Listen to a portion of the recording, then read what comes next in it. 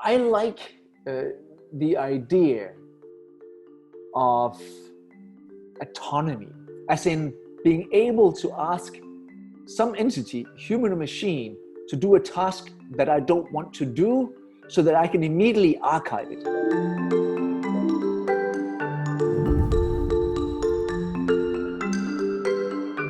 One of the more notable truths to emerge in the digital age is that as complicated as software may seem, the people using that software remain infinitely more so. This is especially apparent when it comes to scheduling meetings. Lives are difficult to coordinate, and people may not always remember the numerous requests coming their way. So it may be fitting that software is being developed now to manage the people. Our guest on this edition of UpTech Report is Dennis Mortensen, the co-founder and CEO of X.ai, a company offering a very simple but powerful tool, an AI assistant that can reach out to your associates and schedule the meetings for you. Dennis, I'm excited to be talking with you right now and hear more about X.ai. To begin, can you share the concept of it in 5 seconds, very brief? What is it? Sure. We schedule meetings. That's it. There is no slide 2. That's the end. Why the name X.ai? Just one letter, short URL, or? If you're doing anything on the internet, there's something romantic about a single letter domain. Whatever you do, and you and me can come up with all sorts of brand stories. But if we're just a little bit geeky, a single letter domain, oh, I'll give up one of my children for a single letter domain. As in, that is gold. Putting that aside, we certainly like the idea of people imagining an agent setting, and we can then append the .ai. It's not that I think AI is always a good moniker, but it certainly gets people thinking. And that's perhaps just enough to kind of say, why is it that Dennis and team is taking a different take to that of, say, Calendly? There might be something here. Let me at least give it a whirl and see whether it's different. That's one. Two, I like the idea of kind of X marks the spot in your calendar. And if the domain is available, take it. I bought it at auction, by the way, before we started the venture. That was not cheap. I can imagine. This concept of differentiating, though, right in the name, .ai. Pros and cons to it. Marketing term, many people just pull it in, but truly, I think you, if I can say this correctly, you went from the heart of it. No, truly, we want it to be run through natural language processing. Can you share then a bit more details of about the technicalities of how it is different from Calendly or other features out there? I like the idea of autonomy, as in being able to ask some entity, human or machine, to do a task that I don't want to do so that I can immediately archive it. So I'm an inbox zero kind of guy. And the worst thing that can happen to me is not many emails. As in, people have this idea that, Dennis, you must be dying on the inside, given this promise you made to yourself of not leaving the office before you hit inbox zero. No, that's the easy part. As in, there's no difference between 80 and 120. No, what I really hate are things that I can't remove from my inbox because there's a dependency on another person. As in, I'm waiting for you to reply to me. So what do I do now? Do I keep it, or do I trust you to reply to me? I don't trust anybody. So I need to leave it in my inbox. Now, with Amy and Andrew, there's this level of, again, autonomy is certainly a grand word, but forget about that. The fact that you can ask them to set up a meeting so that I can immediately archive it, because it's now on them to assemble the email, reach out to you again, and then mention to you that this is probably going to be the last time I'm going to be pinging you. And if you don't respond, I'll have to go back to Dennis. And you still being tardy, going back to me X number of days later and say, hey, Dennis, I actually reached out on Monday and on Wednesday and on Friday, but I didn't get any response. So you should probably reach out yourself. Oh, fine. And then I can take whatever action I want. That is certainly very distinct to how we attack this. And there's nothing wrong with that of sharing a link. We have all the kind of calendar pages and single URLs and combined calendar pages and teams and round robin, all those things that you should have as a calendar platform.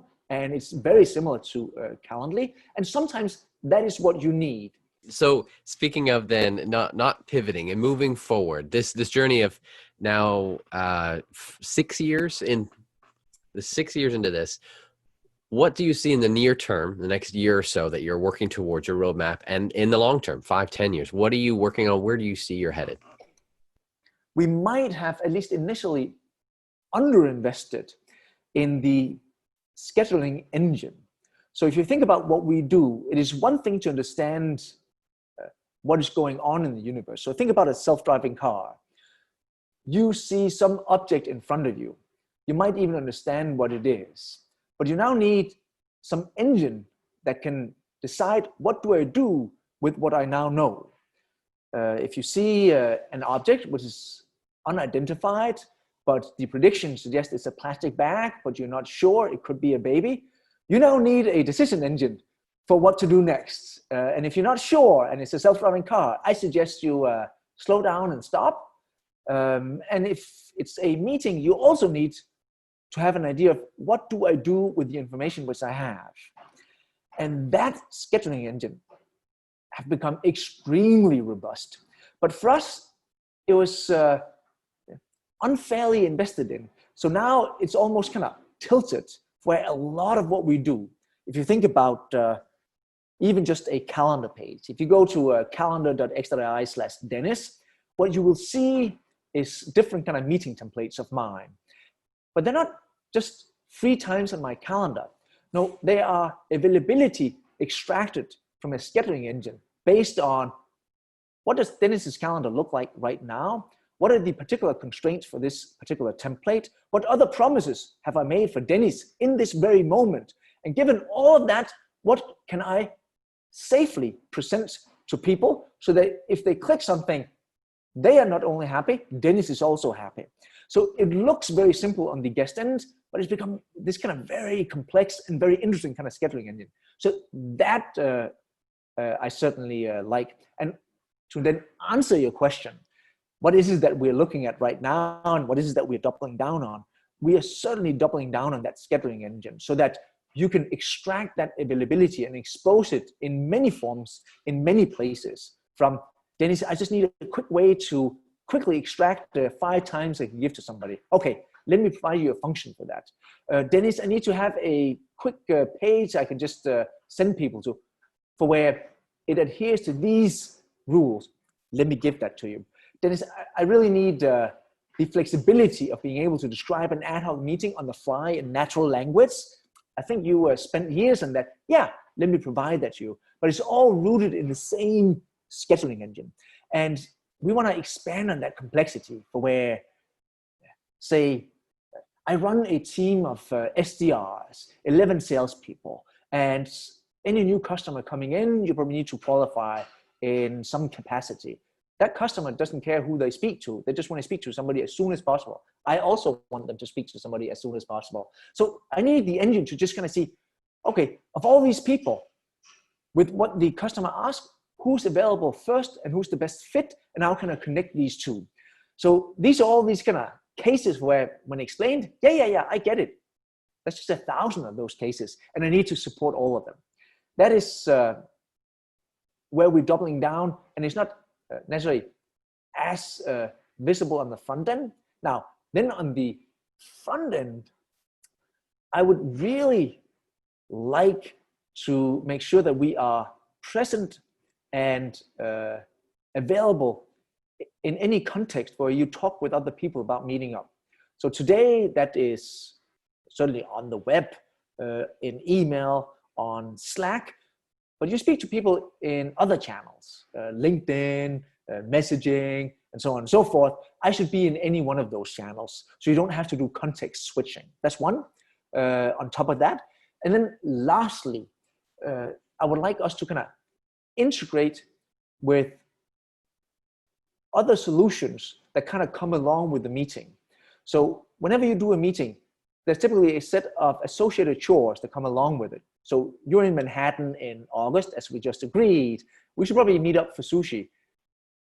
But if Amy is scheduling the meeting and we agree it's a lunch thing, she knows me, she knows you, she knows it's lunch. Why are you not just logging into my open table and booking a table at Haro's? As in, that's actually not rocket science. As in, you don't need any data science, you need some engineering, but it's actually not something that's hard.